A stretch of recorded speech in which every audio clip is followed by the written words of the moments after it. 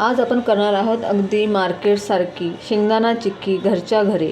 तुम्ही बाहेर भरपूरदा तुम्ही विकत घेतली असेल शेंगदाणा चिक्की.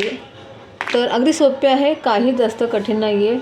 पाहू शकता तुम्ही अगदी छान शाईन पण आलेली आहे आणि खूप क्रिस्पी पण झालेली आहे. तर ही कशी करायची, याच्यासाठी प्रमाण किती घ्यायचं, गुळाचा पाक कसा करायचा, सगळ्या ट्रिक्स आणि टिप्स सगळ्या मी ह्या रेसिपीमध्ये सांगितलेलं आहे. त्यामुळे व्हिडिओ पूर्ण बघा, स्किप करू नका, म्हणजे तुम्हाला याची पूर्ण रेसिपी मिळेल आणि तुम्हीसुद्धा घरच्या घरी अशा प्रकारे चिक्की बनवू शकणार. चला आपण जास्त काही न बोलता रेसिपीला सुरुवात करूया.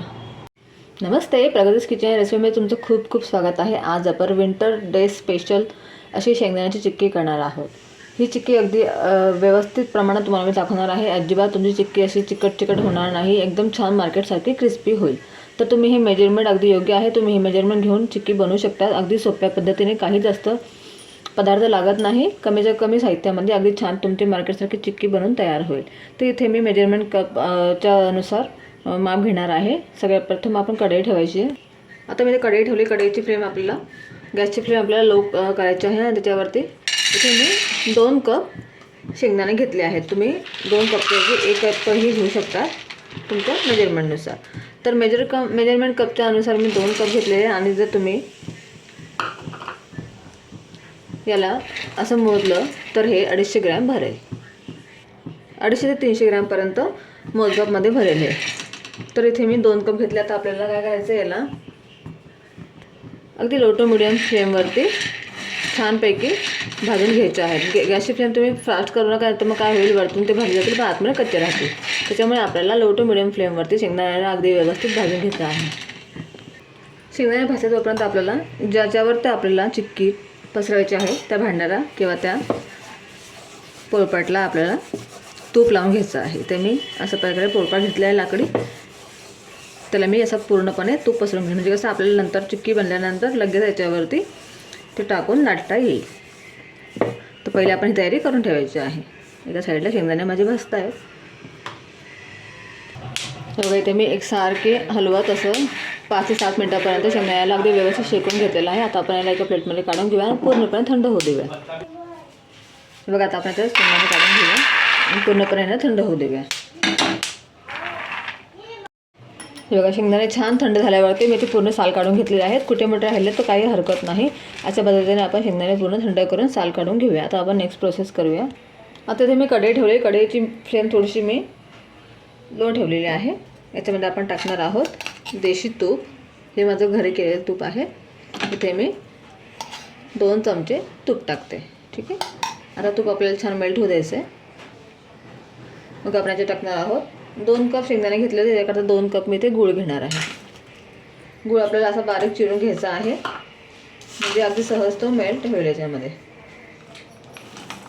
आता आपल्याला गॅसची फ्लेम लो करूनच गूळ पूर्ण मेल्ट करून घ्यायचा आहे.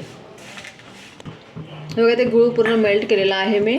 आता याला थोडंसं वरती बबल्स येत आहेत, तुम्ही पाहू शकता. आता आपल्याला कसं ओळखायचं आहे की आपण चिक्की करता नक्की कसा पाक तयार करायचा. एकदम पण जास्त घट्ट नाही पाहिजे आपल्याला. तुम्हाला मी दाखवते. आता अशा पद्धतीने तुम्ही एक वाट्यामध्ये पाणी घ्यायचं आहे आणि त्याच्यामध्ये आपण थोडंसं असं गूळ टाकून बघायचं आहे. आणि गूळ टाकल्याबरोबर आपल्याला लगेच तो असं हातात घ्यायचा आहे आणि आपल्याला बघायचं आहे. हे बघा, आता हा थोडा चिपचिपा वाटते मला, म्हणजे अजून आपला पाक हा पक्का झालेला नाही आहे. तर मी अजून 1-2 मिनटं याला होऊ देईल. हे बघा, असं तर मला एकसारखं हलवत राहायचं आहे. पण गॅसची फ्लेम आपल्याला इथे मंदच ठेवायची, नाही तर मग काय होईल, गूळ आहे ना जळल्यासारखा लागेल. त्याच्यामुळे आपल्याला एकदम स्लो गॅसवरतीच ही प्रोसेस करायची आहे. अजून 1-8 मिनिट होऊ देईल मी, मग तुम्हाला परत दाखवते की तुम्हाला नक्की कशी कन्सिस्टन्सी हवी, कसं गुळाचा पाक हवा आहे. याच्यात थोडीशी मी जायफळ आणि वेलदोड्याची पावडर पण टाकते, त्याच्यामुळे यांना छान टेस्ट येईल शेंगदाण्याच्या चिक्कीला. तुम्ही तुमच्या आवडीनुसार ॲड करू शकता, नाही तर स्किपही करू शकतात. आपला गुळाचा पाक छान बनला म्हणजे आपली अगदी मार्केटसारखी कुरकुरीत आपल्याला ही चिक्की लागेल. नाही तर मग पाक जर तुम्ही व्यवस्थित बनवलं ना तर ती अगदी अशी चिपचिपी बनेल आणि ती क्रिस्पी बनणार नाही. त्यामुळे पाक करताना अगदी व्यवस्थित करायचं आहे आपल्याला. हे बघा, आता तुम्ही पाहू शकता आपला पाक तयार झालेला आहे. आता परत तुम्हाला मी याच्यामध्ये करून दाखवते वाटीमध्ये. परत आपण थोडंसं असं गुळाचा पाक टाकूया आणि चेक करूया. हे बघा, आपोआप तुम्हाला असा आवाज येतोय बघा, क्रिस्पी आवाज येतोय ना. म्हणजे आपला हा पाक तयार झालेला आहे. आता आणि तुटल्यावरती पण अगदी सहज तुटेल असं तुम्हाला दिसूनच येईल. तर आता आपल्याला लगेच याच्यामध्ये शेंगदाणे ॲड करायचे आहेत. गॅसची फ्लेम आपण बंद करूया आणि याच्यामध्ये आपण शेंगदाणे ॲड करूया.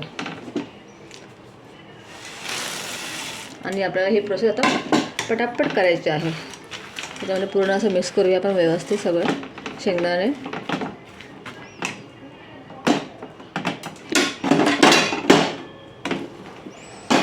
आणि लगेच आपण ज्या पोळपाटला तूप लावलं होतं ना त्याच्यावरती लगेचच आपण हे पसरूया सगळं.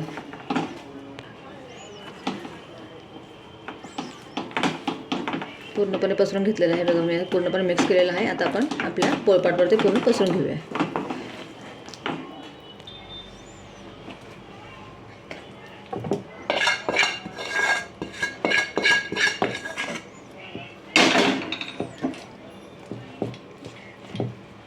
ही प्रोसेस मात्र आपल्याला पटापट करायची आहे, कारण की थंड झाल्यावरती ते पटापट पसरणार नाही.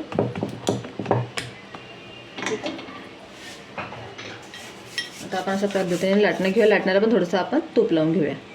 आणि जेवढं तुम्हाला शक्य असेल तेवढं तुम्ही याला पातळ अशी लाटून घ्या.